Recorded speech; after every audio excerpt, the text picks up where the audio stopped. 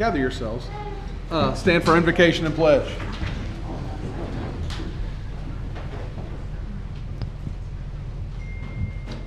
Good evening, everyone.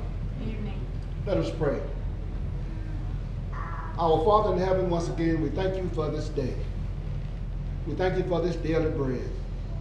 We thank you for this opportunity to come before you to present the business of the city. Presented in clarity and understanding where everyone will be satisfied that we are doing the business of the city and fitting in your eyes. Father, come down and bless this meeting, and we'll be so grateful. It's in Jesus' name we pray. Amen. Amen. Join me in the pledge. I pledge allegiance to the flag of the United States of America and to the republic for which it stands, one nation, under God, indivisible, with liberty and justice for all. Let's straight roll, please. You do it much Harry better Hyde, job Ward 1. Here. Dave Stepp, Ward 2. Here. Harry Roth, Ward 3. Here. Calvin Cooley, Ward 4. Here. Gary Fox, Ward 5. Here. Melissa Cordell, Ward 6. Here.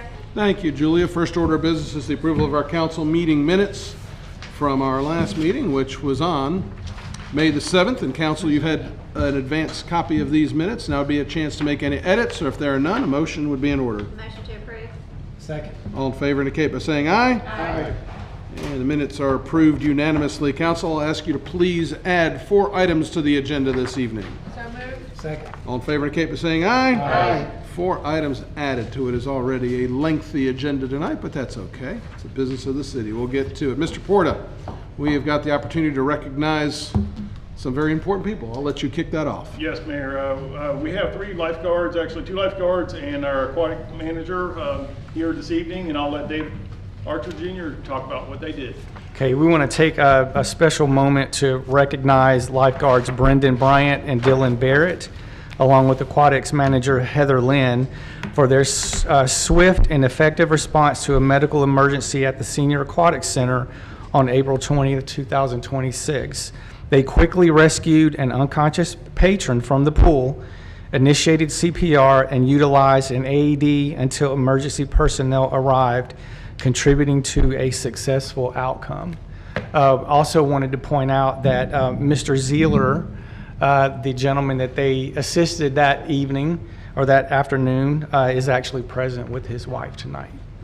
So we have some cards here for you.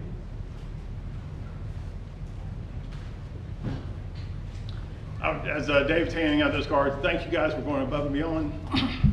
You guys, I know from this gentleman's perspective, you guys saved his life, and he would not be here today without you. So thank you. Thank you.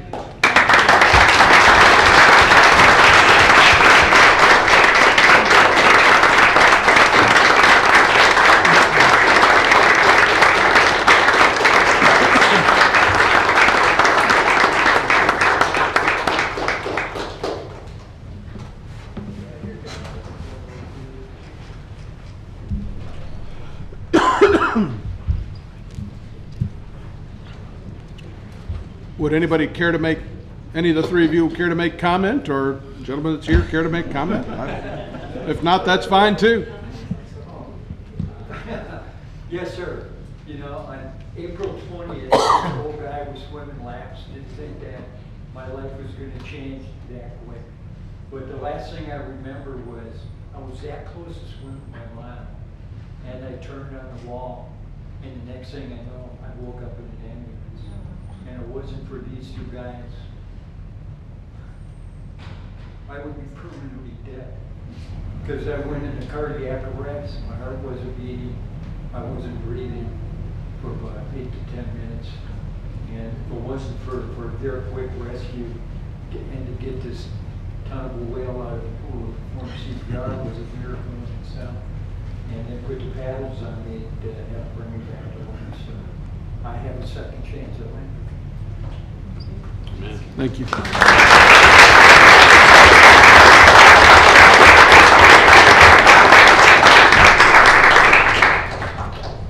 Thank you all. Thank you, David. Now you have the honor of trying to follow that up. Good luck. Yeah. Yeah, it's emotional. We want to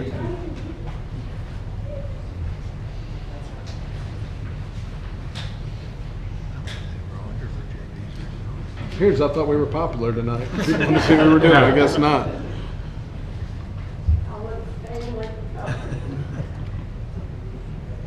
You ready? Okay, the next item on the list is the new Recreation Center furniture, fixtures, and equipment. Parks and Recreation requests approval of the furniture, fixtures, and equipment FF&E list for the new Recreation Center. The total estimated cost for the FF&E items is $158,794.76. These items are budgeted and recommended for approval. Thank you. Any discussion on this item? If there are none, a motion's in order. Motion to approve. Second. All in favor indicate by saying aye. Aye. Motion carries unanimously. Thank you. Mr. Menino, we've got an appointment to make tonight. Yes, thank you, Mayor and Council. The Ward 4 appointment to the Board of Zoning Appeals had to resign due to moving outside the city jurisdiction. That was Ms. Jacqueline Hendricks. With that, Mr. Cooley is recommending Gloria Calhoun, and with that, we recommend approval of Ms. Calhoun as the next Board of Zoning Appeals member. Thank you. Any discussion? If not, a motion's in order. Motion to approve, Ms. Calhoun. All in favor indicate by saying aye. Aye. Motion carries unanimously. Thank you for that. And Mr. Wilson, you're up, sir. Yes, sir, Mr. Mayor, Council. This is the second reading of a speed table ordinance change for, actually for our ordinances. We're going to add a speed table on Belmont Drive. Since this is the second reading, we are, the ordinance, can we pull that up, Logan? We are also adding the other speed tables that have already been installed through the original design of other sides of Parkside as well as Jackson Farm. So this will complete a list of all speed tables within the city of Cartersville, and we're requesting this being approved. Thank you. So, again, just in case there's a little bit, we're adding the one speed table Yes. physically. These other Belmont. ones that are on this ordinance are ones that are already in place. The first one's the one we're adding. We went through the actual process of meeting with the public and having their input. The other ones were already placed in design. Perfect. Thank you. Any questions or discussion at this time? I have one question I forgot to ask earlier. The one that another resident brought, like, would like another speed table, like further, I guess that's south. Yes. What, was there another study done, or we kind of waiting on that? There's actually, we have a camera out there now collecting data, but to be honest with you, that location probably isn't going to make sense because it's close to a curve. So that would most likely not make sense because there's certain standards between the curve and then the other tables. We'll see what the data comes up with on the speeds to see if it is needed. But we are studying that to see if there are other options, and of course, if there is, we'll go through the process again. Okay. Thanks. Thank you. Anything else for Wade at this time? Thank you, sir. I'll open up a public hearing for this Belmont Drive speed table. And anybody wishing to comment may do so at this time, noting that if you were at the last public hearing, all those items are in the public record. And is there any new information or comments? You're welcome. Come on. And anybody that does come up throughout the course of the evening, please make sure that you give your name and your address so that our clerk can get that in our minutes. Okay. Good evening. Good evening. My name's Brian Porter, 20 Grove Point Way, Cartersville, Georgia. So I currently serve as the ad hoc member president for the appointed from the declarant for the Point North Neighborhood HOA. As we talked about last meeting on the 7th, there were some concerns brought up by residents as far as the speeding, parking on both sides of the road, as well as passage through emergency vehicles. We also talked a little bit about some of the speed study results and speeds being in excess of 60 miles an hour and over. Primarily for this today, my purpose is to request from the city to pay for these speed tables as a financial burden to the HOA. Primarily right now, we're looking at public streets. So everything that's going through Belmont Drive through Cartersville neighborhood is a private street. That's private streets also being used by other traffic as a thoroughfare from 61. A lot of traffic has been increased because of the additional construction on Old Alabama as well as the roundabout on 61, which is also going to increase the number of cars that flow through our neighborhood as well as the wear and tear on the speed tables once construction is completed. Our request for the city to fund these speed tables falls under public safety. Again, the excessive speeds through the neighborhood does put residents and children at risk. Again, we talked about the emergency access for the vehicles of the fire station as well as the school, the traffic with the Cartersville Primary School going through there. The financial burden for the hardship for the HOA primarily is going to come from, right now, currently, we're sitting on a net negative year-to-date budget. We're $130,000 operating expense with a budget of $110,000 operating expense, so we're currently $20,000 over budget. We just finished a $50,000 monument expense repairing the electrical and a lot of the erosion from the GDOT project at the front entrance of the neighborhood. And we also just did a major roof repair on the clubhouse. And then we also did about $35,000 in retention pond cleanup and prevention. So right now we are sitting a little tight on budget. So we would like to ask for the city to reconsider to pay for those speed tables. Thank you very much. Before you step away from there, you mentioned some expenses that were caused by the DOT. Were they in, were you, I'm trying to understand that a little bit. I'm wondering, Mr. Lovell, if there's something, some kind of recourse they may be able to take with relative to some of the expenses if there was damage done to the subdivision property by the They can DOT. always contact DOT with respect to any damage, And I do- they've got a whole division that's all they handle, because they get a lot of those complaints. Yeah, I think most of it was landscaping, and so when we did the repair for the front entrance, which was including some brick and mortar repair, also some electrical repair, we had to rebury our own conduit line, so we took it upon ourselves to Gotcha. replant bushes as well as repine straw. So Relative to the, sound like the bad guy here, but that's okay. The ordinance clearly says that these would be done at the requester's expense. And, you know, I think anybody in here in their particular kind of part of town would, if it were up to the city, or if they're up to them, you know, all of their streets would have speed tables. And, you know, the places that I drive where I, you know, want to go faster, I don't want speed tables there. And also from a public safety perspective, if you were asked them, you know, it's the downside of that is if there is a medical emergency, if there's some reason why they got to get there, they're not a big fan of speed tables either. I certainly get your concerns and I hear those, and if council wants to take up an ordinance change to allow for that in certain conditions, The ordinance already provides that under certain circumstances or extreme hardships, the cost may be funded by the city if funds are available. okay. Well, there you go. We've already taken care of that. Thank you, Keith, because that was good Thank work you, ahead of Keith. time on your part. yeah, So, not going to give you an answer on that tonight because Understood. council's just hearing it the first time. But council can certainly take it.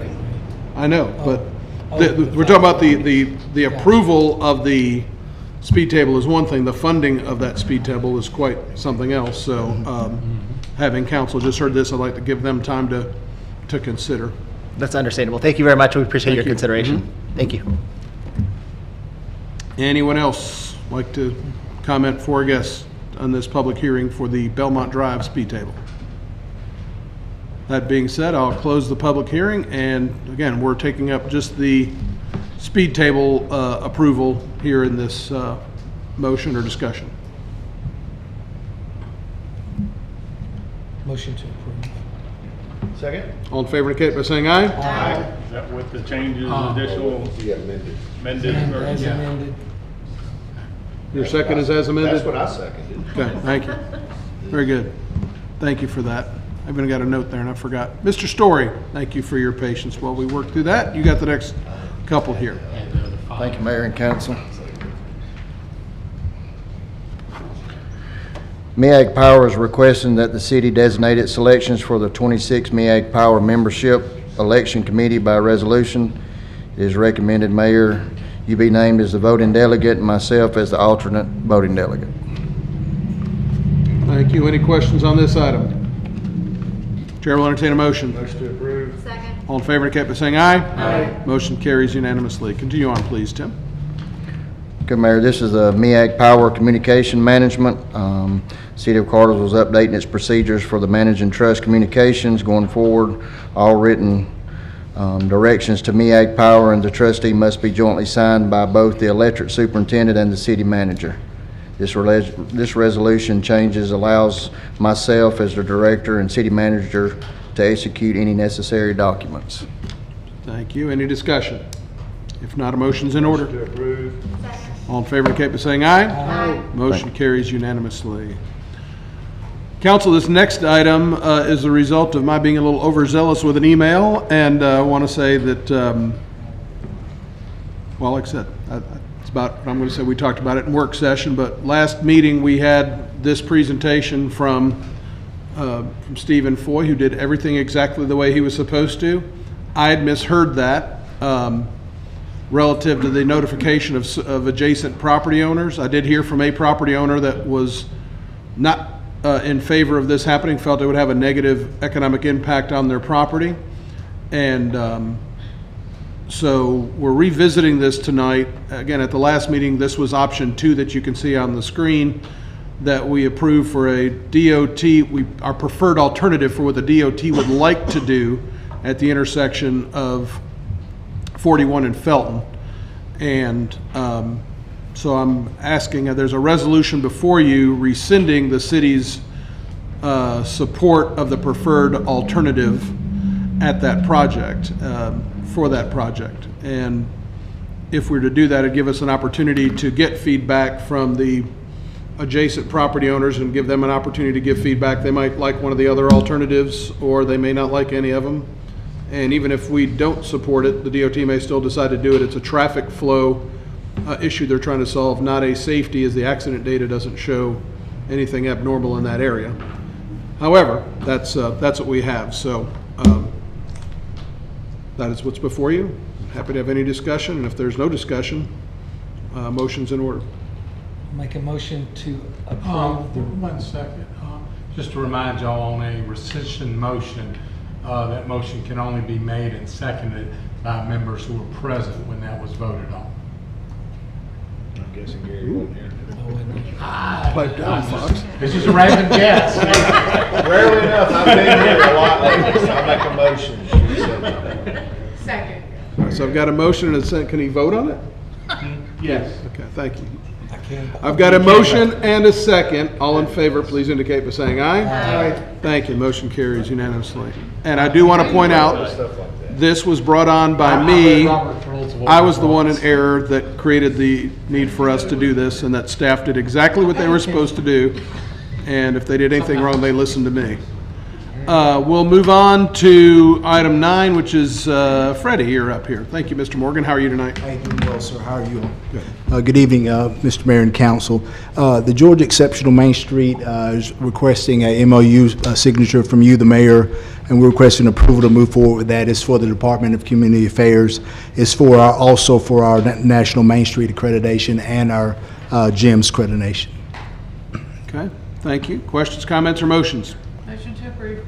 Second. All in favor indicate by saying aye. Aye. Motion carries unanimously. Do added item? Oh, yes, since we've added those items, yeah, you're trying to Okay, get out of here, thank you, aren't you? Go ahead, Freddie, why don't No, you sir, have your added that's- item? This is all about you. The city of Kingston reached out and asked us about some vehicles we surplus. They came and looked at those today, and we're requesting approval to take an item that was a 2014 Dodge Charger that we had surplus from our police department and donate it to the city of Kingston. Thank you. Is there any discussion on this item? I think it's a good opportunity to help our neighbors. If not, any other discussion? Motion's in order. Motion to approve. Second. All in favor indicate by saying aye. Aye. Motion carries Thank you. unanimously. Freddie, I got a couple of questions for you after the meeting, so you need to stay.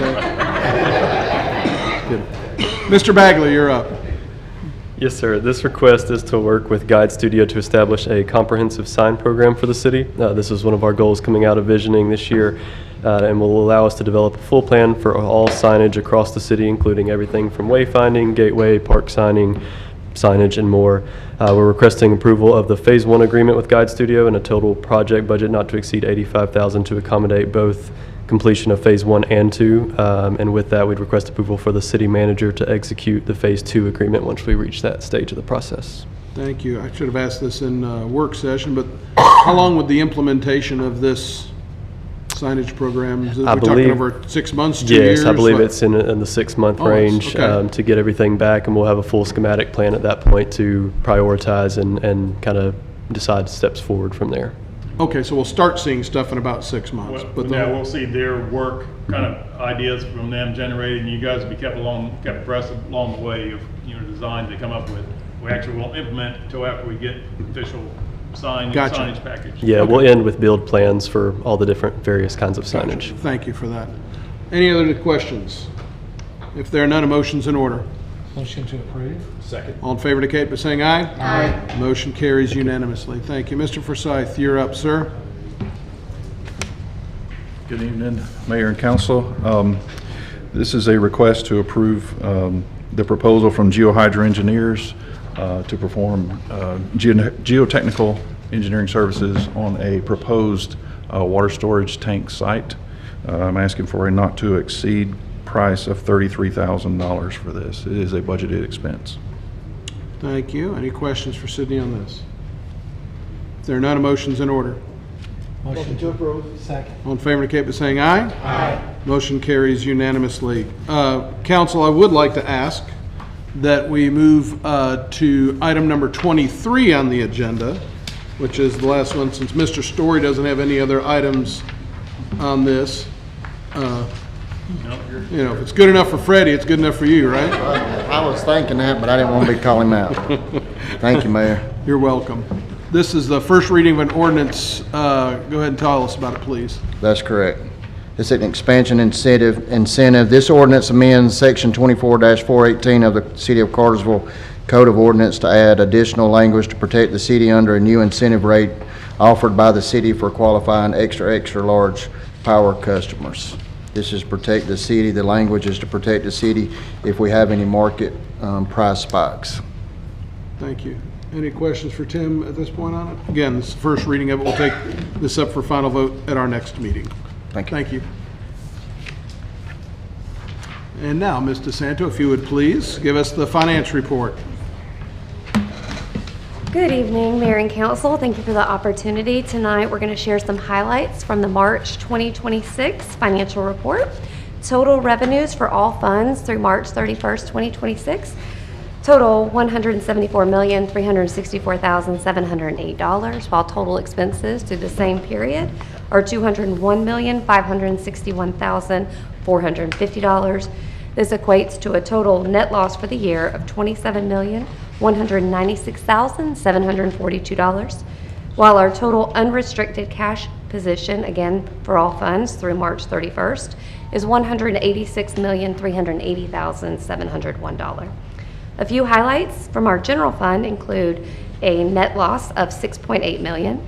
This net loss is primarily due to $22.3 million in capital expenditures. That includes the purchase of 3 fire trucks, as well as the construction of the new recreation center, additions at Matthew Hill Park, Dellinger Park, softball field additions, and the construction of our new city hall, as well as the engineering and design of our new police firing range.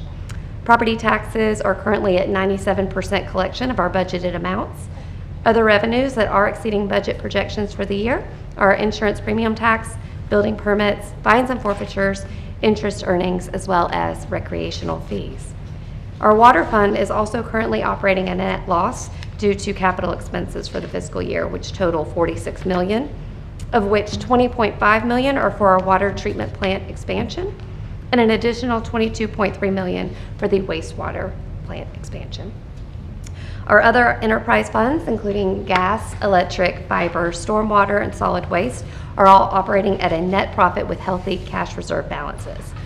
And just to follow up again, we've talked a little bit about net loss tonight, and as a reminder, as we head into our budget season with our budget reading coming at the next meeting, we projected to use $58.2 million in our cash reserves, which would equate to a $58.2 million loss across all funds. For 9 months of the fiscal year, we've only used $27.2 million. So of that total, we've not even hit 50% of that. If you guys have any questions, I'm happy to I just answer. want to thank you for clarifying that. People hear net loss and think things are bad. Things are actually Very good. very good. Yes, sir. And you got anything to add to I that? just kind of echo what Diana said. Basically, we went into the budget year knowing we were going to reuse reserves for several capital projects. These are one-time expenses. We are in very good financial shape. I appreciate Diana and her team doing that. Yes, sir. Thank you. Any questions?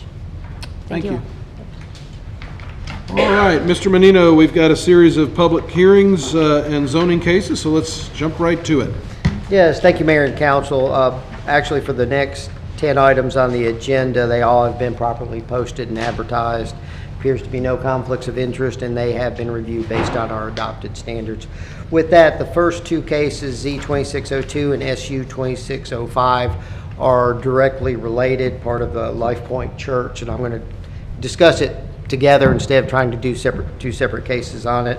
Life Point has added a small lot at the corner of Mary Street and Douglas Street to their overall campus. They now own the entire block between Tennessee Street and Douglas Street, all the way from Mary Street up to Porter Street. With that, the zoning on this small parcel will align with its parent parcel. These two cases are more of a zoning cleanup for the entire campus there. And with that, they do have development plans, which adds parking and some other improvements to the area. With that, we do recommend approval of the zoning of the small lot at the corner of Mary and Douglas. And additionally, since they are expanding the parent parcel, we do recommend approval of a special use permit to cover the entire block for the religious institution. With that, Planning Commission did recommend approval of these two cases. Thank you. Any questions for Mr. Menino at this time? Thank you, Randy. I will open up a public hearing for case number Z26-02 and ask anybody wishing to step forward to speak for or against to do so at this time. And seeing none, I'll close the public hearing for Z26-02. I'll open up a public hearing for the correlating SU2605. And once again, ask anybody wishing to speak for or against to step forward at this time. Seeing none, I will close the public hearing for SU26-05. These are first readings, and council will take this up for another public hearing and deciding votes on June the 4th. That's our next council meeting. So, Mr. Menino, if you'll continue on with T2601 and SU2608. Thank you again, Mayor and Council. This is a proposed text amendment. Currently, our zoning ordinance does not allow auto repair in the heavy industrial zoning district. There's an existing facility at 101 South Old Mill Road. I believe it's across from GMC Engineering. They've actually been operating out of there since around 2020. With that, our code enforcement ended up on the site investigating an unpermitted sign, and discovered the establishment had no business license. With that, the applicant went to correct that situation and apply for a business license, and found out because he was in the heavy industrial, he didn't meet the ordinance requirements. So the proposed text amendment portion of this application would allow that particular use, the auto repair, in the heavy industrial with a special use. The reason for the special use is because there are some circumstances that we would not want auto repair in the middle of a heavy industrial area. It gives us the opportunity to look at it on a case-by-case basis. With that, that's the corresponding case, the special use for the auto repair in this heavy industrial. With that, the Planning Commission did recommend approval of the text amendment and the corresponding special use. Thank you. Questions for Mr. Menino on these two items? Thank you, sir. I will open up a public hearing for T26-01 and ask anyone wishing to speak for or against to step forward at this time. And when you do, your name and your address for our clerk, please. Jim Kinnaman, 101 Old Mill Road, Cartersville, Georgia, 30120. I really had nothing to add. I just wanted to know if you had any questions that I might be able to answer. That's good. Thank you. Thank you. Anyone else wishing to step forward to speak for or against may do so at this time. And seeing none, I'll close the public hearing for T26-01, and I will open up a public hearing for the corresponding SU 26-08. Ask anybody if they would like to step forward and make comment to do so at this time. Seeing none, I will close the public hearing for SU 26-08. And again, this is a first reading. Council will take this up for another set of public hearings and a vote on our next council meeting, which is June the 4th. Now we'll move on to SU 26-03. Thank you again, Mayor and Council. This is a proposed special use at 235 South Dixie Avenue. The special use requested is to allow residential above commercial. Basically, the proposed use, both proposed uses, the commercial and the residential, are allowed separately, but in a mixed use capacity that we do require the special use permit. Additionally, as part of the overall development, they will be looking at doing 18 townhome units along the western property line to the rear of the proposed development. This has gone to the Planning Commission. Planning Commission did have it for several months and did recommend approval of this application with a couple of conditions that are listed in your package. I know we've had some brief discussions during the work session, looking at a couple of other conditions that we can have written up by the second reading. I think there was one wanting to assure that we could get that building demoed within a certain time frame, for it not to be sitting there vacant for a long period of time. And the other one was project completion, a timeline on that, and having a sunset on that. And I trust you will work with the applicant to. And we would come up definitely work with the before second applicant reading. on the verbiage of those proposed additional recommendations on that. And again, they're looking to do a total of approximately 42 rental units above the 8,000 square feet of commercial space below the on the first phase, and the back phase again will be 18 townhomes. I do think we do have a facade of the building, architectural rendering, but we've been having problems with the audio visual. It seems to be working now. With that, Planning Commission has, again, as I mentioned, did recommend approval. And remind me, or at least just to get it on the public record, the plans that were submitted, one of the conditions is that the plans that are submitted are what to be adhered to. Yes, that concept is what is approved. If they go to build something different, they would be required to come back before Planning Commission and City Council. And you're satisfied that what they've submitted is in detail enough to? Yes, conceptually, yes. And then they would have to do architectural details and engineering details prior to approval. Okay. Thank you for that. Any other questions for Mr. Menino at this time? Thank you. I'll open up a public hearing for SU 26-03 and ask anyone wishing to speak for or against to do so at this time.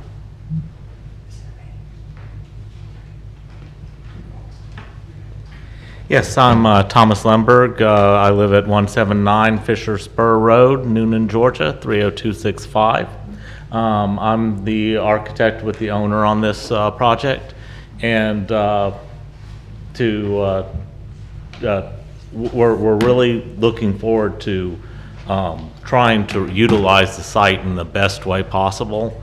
The fact of our frontage on the main road 41 there, it gives us a great retail space, but we also wanted to utilize, instead of having a small, short retail space on the front, we wanted to add in the opportunity for some multifamily within the unit as well. So we feel it utilizes the site in a very good manner that can also possibly give an idea for other sites like north of us. North of us, we have there's another site, and they may be interested in following our suit to try and make to continue the downtown area just a little bit further out, do a nice continue the storefronts, and make it a live-work space. So we're just a small little development. I'd heard discussions about earlier about the Quality Inn. It served its purpose, and I can tell you that Dr. Parikh, one of the owners and partners of the site, is chomping at the bit to get this to get this taken down. So, asking us to make sure that we demo the Quality Inn first is not going to be a problem for us at all, because we are ready to move forward as soon as we have approval and can start working on the project. Okay, thank you. Any questions? Any idea how long it would be before y'all would have that torn down? I don't know how long it takes to bulldoze a full block and plank concrete building. It was built in the 70s, so I can tell you that the concrete is really, really strong because it never stops getting stronger. So as soon as they can actually break it apart, but I can't guarantee the time frame. It takes several months to get the architectural and engineering plans, and I think once they have the plans in place. Now, they can actually get a demo permit prior to having their plans approved, but a lot of times they wait. We're waiting for approval of our concept. Dr. Parikh has been on ownership, the rest of the ownership, already to get the building torn down. And the rest of the ownership group is waiting for approval of the concept before we move forward with demolition of the building. I think what Randy was saying is that's going to be a condition, and we're going to put a time limit on it that's workable for everybody. We'll be demoing the building while I'm working on the plans for for what's going to be built in its place. Okay, so that and the completion timeline, again, they'll work with you. Again, we're not trying to squeeze anybody. We just want to make sure that, you know, and it's not you, it's us. You know, in the past, there have been times where we've approved things where, you know, things sit for a while, and certainly we want to make sure when we approve, give special use permits, that those projects get completed in a timely manner. And like I said, we're not pushing you. He'll work with you on a time frame that works comfortably in your schedule. And like I said, we're not trying to create a hardship or have you overrun expenses. We just want to make sure that we're moving the ball down the field. We talked about, I talked with one of the ownership already about that concept, and they're chomping at the bit to get moving. They want this done faster than it's going to happen. But if I had a year to prepare the plans and then an additional 4 years to complete the construction across the entire site, I guarantee you that unless we come back and lose our approval, we'd be done before that period of time. Okay. And if we're not done, that's there's other issues involved. Understand. Okay, thank you. Any other questions? Thank you. We'll continue with the public hearing for SU 26-03. And again, anybody wishing to step forward, speak for or against, may do so at this time. And seeing none. Sir, I started saying 4. You're for the next one, right? Okay. I understand, getting warmed up. I can certainly feel that. I'll close the public hearing for SU 26-03, and we'll take this up for consideration at our June 4th meeting after another public hearing. Mr. Menino, SU 26-04. Thank you again, Mayor and Council. This is also kind of a cleanup.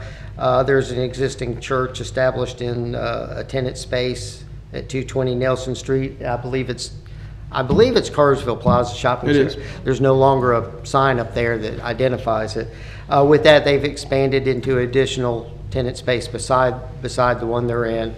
With that, we need to clean it up and get the special use permit for the entire facility. And with that, Planning Commission did hear it and did recommend approval of the expansion of this church with a special use permit. Thank you. Questions for Randy? Good. Open up the public hearing for 26-04. Come on up.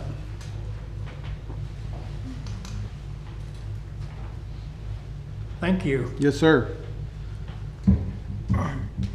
We would just like to get compliant. That's right. We need your name and your address for our clerk, please, sir. My apologies. You're fine. Leslie Siebert. S-E-I-B-E-R-T. Siebert would be correct German. But as I told y'all last time, I grew up in the South. We didn't know any better. I live at 1980 Grove Field Lane, Marietta, Georgia, 30068.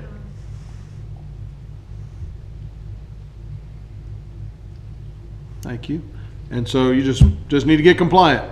We would love to get compliant, yeah. We understand that it hasn't been, and we would like to get that way. We want to make friends, not enemies. We want to be part of the city and part of making our community better, a better place. All right. Thank you for that. Any other questions or discussion? Thank you, sir. And we'll continue on with SU 26-04. Anyone else wish to speak on that permit?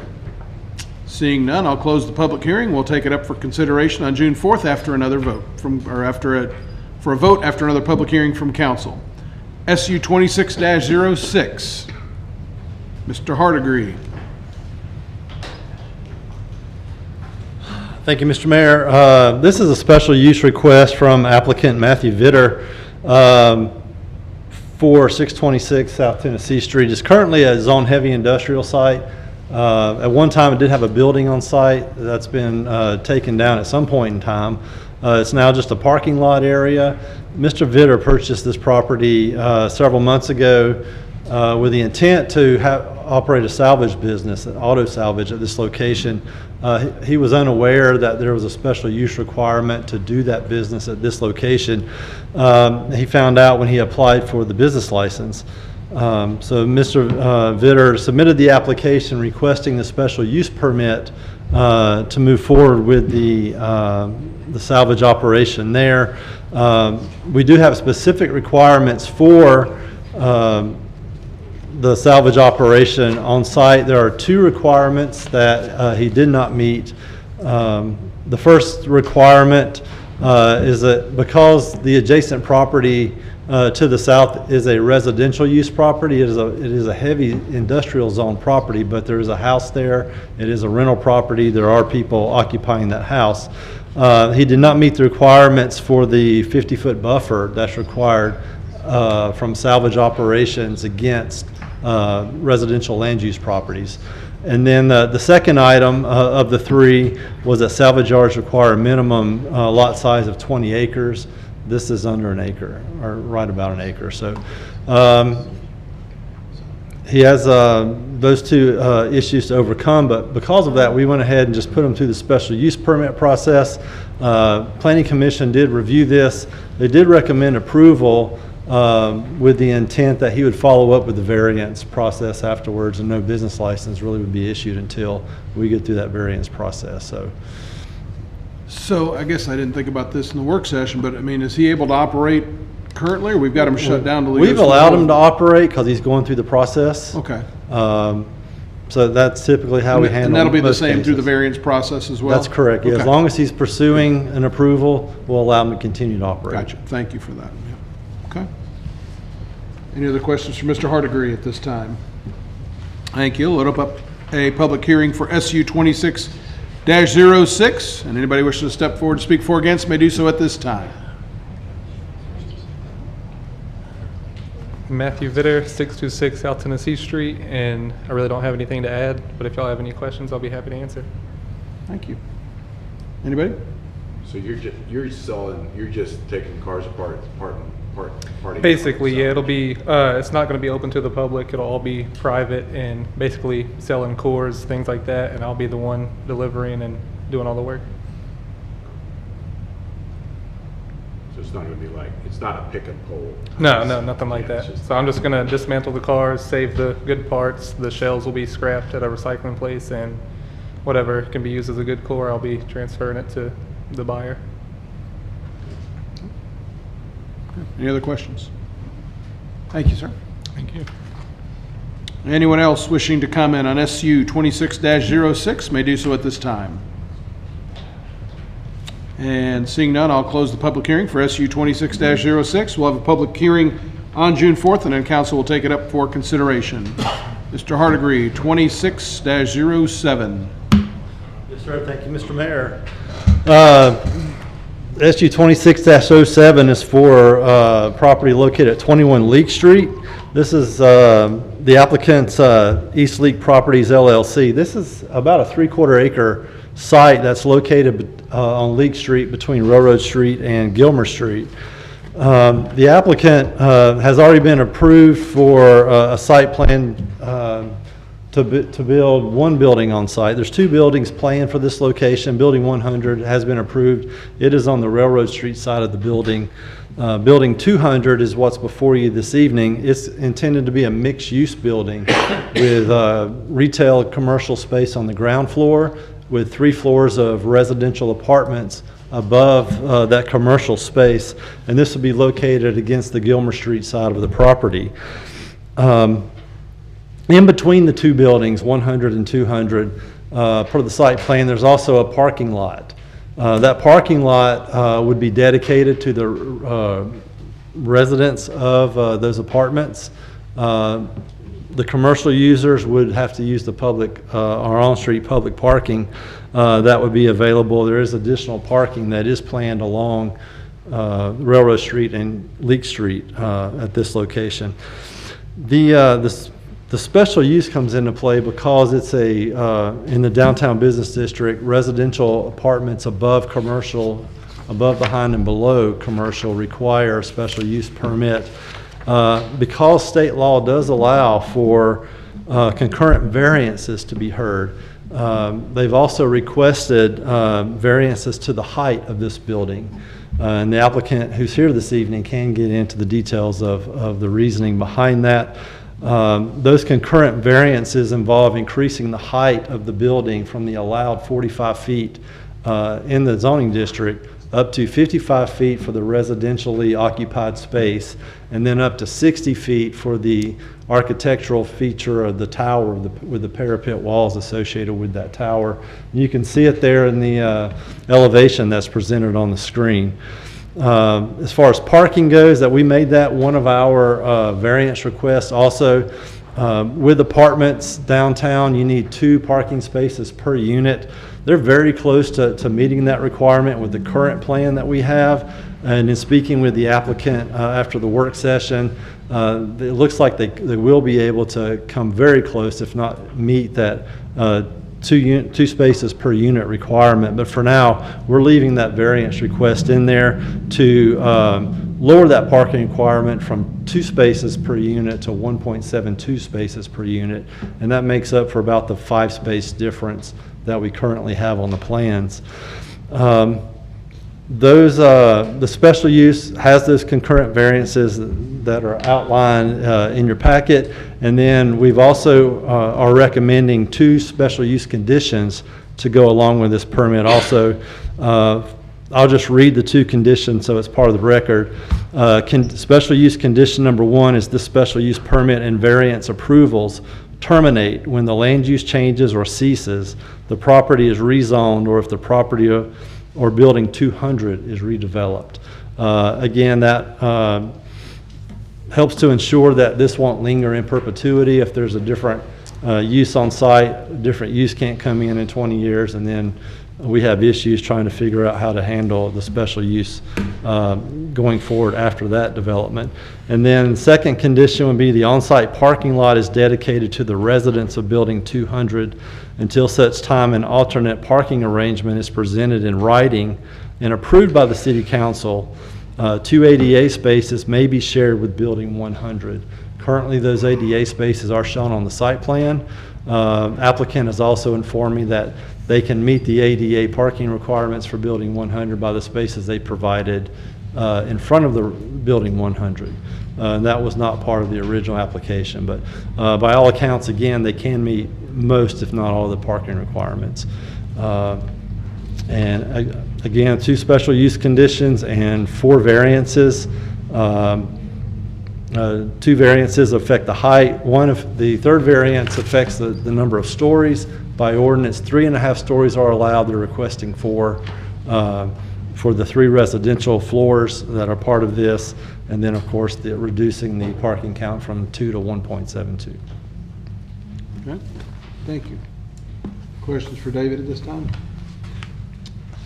Thank you, sir. I'll open up the public hearing for SU 26-07. Ask anybody wishing to speak for or against to do so at this time. Hi, Robert Walker, Jenkins, Bowen and Walker, 15 South Public Square. I'm here as attorney for the applicant, and J.B. Hudson is here as well, who can speak to any specific questions that you guys have about the development itself, the bricks and mortar part of it. He will be here to answer that. As David said, staff has recommended approval with those 2 conditions that he mentioned, which we don't have any issue with.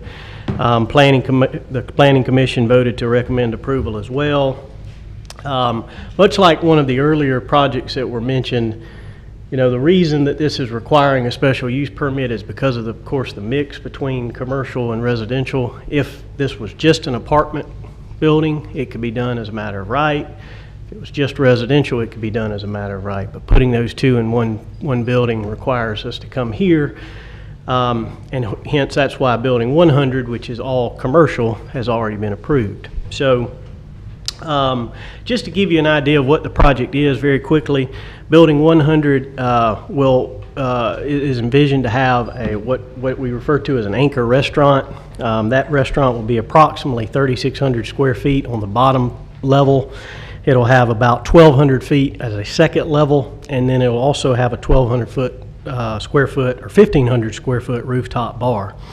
There will also be in that Building 100 2 1,200 square foot non-restaurant commercial spaces that could be combined or split into 1,200 feet each.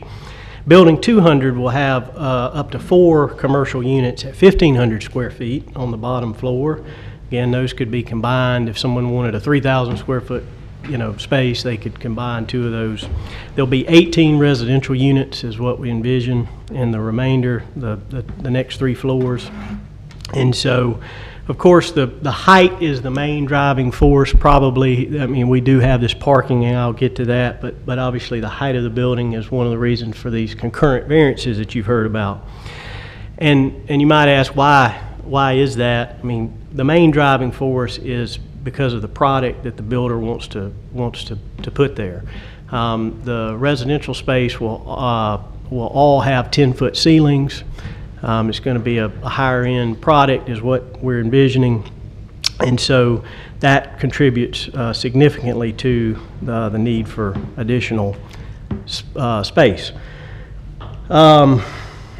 To give you a perspective, it's hard for me anyway. I'm not an architect, I'm not an engineer, but how tall is that?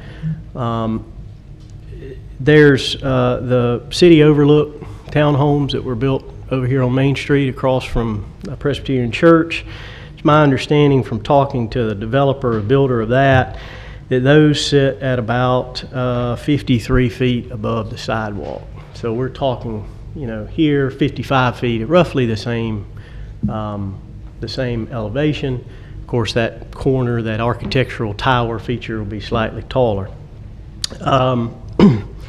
There is also another thing is, of course, you guys are intimately familiar with because you've talked about it and you've approved it and you're in the midst of it. The city hall that's being built here. It's my understanding that's going to be 65 feet tall. So it'll actually be taller than this structure. And so parking, as David mentioned, there is 36 spaces that are required by the code. We've with our application, the plan provided for 31 spaces. We've reworked that plan to pick up at least 1 or 2, and we're in the midst of trying to mess with that further to see if we can get closer. But one thing that is worth noting, if you see along the perimeter of this project, you see over to the left of Building 100, it has number 8. Then to the south of that, there's 12, and then there's 8. Those are actually not included in the parking calculation that the city has done, because those will actually be dedicated into the public right-of-way. And so there's actually and then I think the count is off on one of those. It's 27 instead of 28, but there's actually 27 additional parking spaces that will be added as a part of this development that, again, will be in the city right-of-way, so they're not included in this calculation. But if the ordinance were if they could be included, of course, we wouldn't even need a variance for the parking aspect. So that's what I've got. Again, the developer's here. If he would like to say anything, or if you guys have any questions for him or I'd be happy to answer those. I guess my question is relative to the height, and again, I know you gave us the scale on that. How high is the parapet wall and as the contributing piece of the height of the building? That's going to be well, there it is. JB, why don't you come up and speak to that? If I can let y'all talk to him. Thank you. Mayor and Council, JB Hudson, 122 Arrowhead Drive, Cartersville, 30120. So, Mayor, to answer your question, in this concept, the parapet's about 5 feet. It could be lower if necessary. We're just making sure that we're able to hide equipment that's going to be on the roof, and also the elevator shaft will be below that. So we want to try to keep a clean look to it. I know I need 3 feet above that roof or 2 feet below that parapet for the elevator. So if that was a question, it could possibly be lowered. Okay, thank you. And then the balcony aspect on those, I know there was some. Yeah, so we're going to work through, there's a couple answers for us. Number one is to delete them in their entirety and meet whatever the requirements of the electrical code is for the distance away from the poles. Another would be possibly if we had room to move the building back away and achieve that clearance. And then the one that's most likely not going to happen, but we're going to investigate it, would be to take those power lines underground. That may not work for the financials for the project. Although I'd love to see it, and we are, by the way. There is a fiber line on Museum Drive that we're going to get relocated off of this property to try to clean that street vista up a little bit. Okay. So, but the answer is we're going to comply with the code, and if we have to lose them, we do. Okay. Thank you. Any other questions for Mr. Hudson or Mr. Walker? Anything else y'all want to have or present? Where's your elevator shaft? It's more or less in the center of the building. We have a footprint in this application. I see it. Okay, I thought that wall was hiding The tower. the tower was hiding there. No, sir. The tower is purely an architectural element, and it really serves no other function other than costing money. It looks good. Right. I mean, it breaks the, it's not just a big box. And that's what I'm after, is to have a building that really fits into the fabric of downtown and doesn't look like we stuck a modern building here. So. Thank you. Any other questions for Mr. Hudson or Mr. Walker? Thank you, sir. Thank you. Anyone else wishing to speak on SU 26-07 may do so at this time. And seeing none, I'll close the public hearing for SU 26-07. Mayor, at this time, you would need to open the public hearing on the concurrent variances. Okay, I'll open up the public hearing on the concurrent variance. Is that the T 26-03 piece, or is that? No. Okay. And at this time, I would ask that all the comments from the special use be incorporated therein, as they were all discussed during that. Okay. Noted and done. So anybody wishing to speak on the concurrent variance portion of this? Or separate piece of this, whatever you advise me to say. Whichever. And seeing none, and carrying those comments from SU 26-07 over to that, I will close that item, and again, we'll have a public hearing and consideration for that at our meeting on June 4th. Moving on to T26-02 and T26-03, Mr. Hardigree. Yes, sir, Mr. Mayor. So these two text amendments are administrative in nature. It's staff reacting to changes in the zoning procedures law, which have just been updated in the last year or so. T26-02 reintroduces the administrative variance option that we once had prior to a change 3 years ago to the state law. Enough people were upset about that being omitted that state legislators brought that back to make it available to us. So we've reintroduced the administrative variance. We're calling it administrative adjustment. It's basically staff's ability to work with applicants to offer up to a 30% reduction in zoning requirements, and typically we'd see that as a buffer or a setback or something simple like that. We still retain the ability to send multiple requests or complicated requests to Board of Zoning Appeals to review, but in simple instances where we don't have to hold them up for 6 or 8 weeks, we can tackle this in about 21 days currently. So that's the administrative variance part of -02. That's the main one. There's some other housekeeping conditions that were part of that. Most notably, it clarifies language for some BZA actions. It addresses the quorum issue, so we can have a BZA session based on the number of people in attendance instead of waiting for, let's say we need 4 people. If we only have 3 people show up, we could still hold a meeting. City attorney has addressed the quorum issues with that. He's also introduced revisions to the time limits for public hearing portion of that meeting as well. So always looking for ways to do things a little faster and efficiently, and those administrative revisions are along those lines too. So, but as part of that, 02, the administrative variance is the big one. T26-03, the big issue there is we're introducing the language into the ordinance addressing concurrent variances. We've had 2 cases now related to zoning applications with concurrent variances. We've now introduced language per the state law that solidifies that.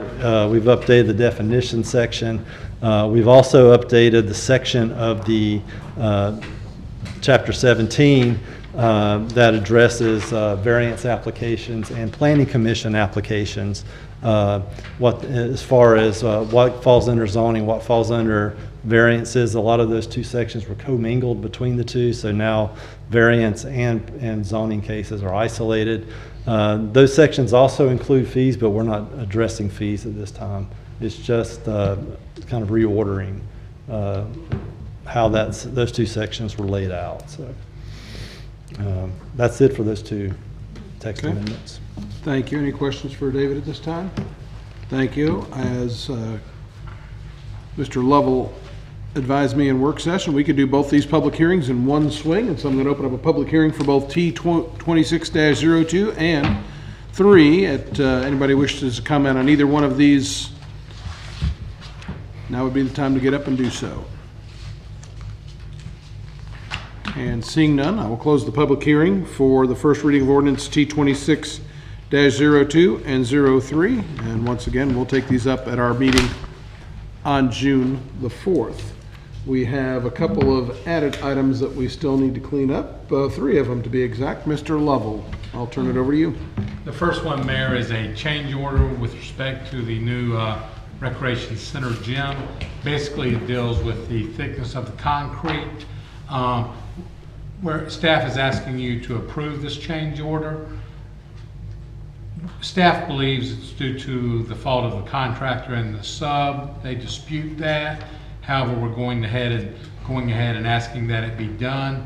And under the contract, there's a mediation provision in there that we and they will mediate that and ultimately determine who's responsible for the payment of that. Even if the city is ultimately determined to be responsible, there's no additional funds that the city will be coming out of pocket, as is part of the contingency funds that we set aside for this project. Thank you for that. Any questions or discussion? If not, a motion's in order. Motion to approve. Second. All in favor indicate by saying aye. Aye. Motion carries unanimously. Next item, please. Mayor, the next one is related to the JDC sewer line transfer documents. This is the city-county transfer that we've been talking about for the last few meetings. These are the last documents related to that. There are 3 assignments of easement, an actual transfer of those easement rights from the city to the county additionally, and a bill of sale and general assignment for the related sewer infrastructure. These are all recommended by staff for your approval. Thank you. Any discussion? If not, a motion's in order. Motion to approve. Second. All in favor indicate by saying aye. Aye. Motion carries unanimously. Final item, please. The next one is a development agreement for Meadowwind project, which deals with the provision of gas service to that development, including the installation of gas structure easements and their requirement to use natural gas for certain facilities therein. It is recommended by staff for your approval. Thank you. Questions, comments, or motions? Motion to approve. Second. All in favor indicate by saying aye. Aye. Motion carries unanimously. Any other business that needs to come before council this evening? A reminder that city offices will be closed on Monday as we remember Memorial Day. And if you have garbage service that day, leave your garbage out on Tuesday, or you can put it out Monday. It's just nothing's going to happen with it till Tuesday. So be patient as our guys work along and do that. Anything else from council? I would like to give a congratulations to the class of 2026. I have a daughter, Karis, graduating tomorrow from Cartersville High School. Wish that class congratulations. And also the Cartersville golf team, who took a state championship this year. Wish Absolutely. I'd give a congratulations to them. Thank you for recognizing them. Anybody else? If there is no other business, Chair will entertain a motion to adjourn. So moved. Stay gold.